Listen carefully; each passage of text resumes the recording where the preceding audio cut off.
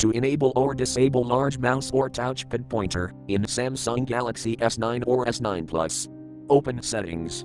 From a home screen, swipe up or down from the center of the display to access the apps screen.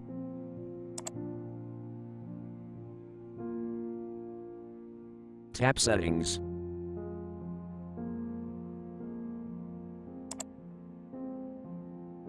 Scroll down.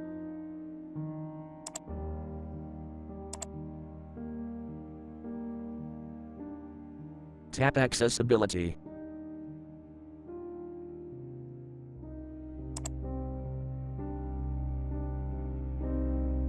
Tap Vision.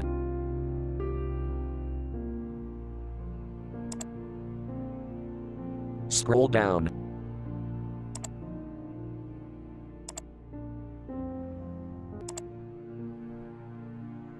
Tap large mouse pointer switch until blue to enable, or tap until gray to disable.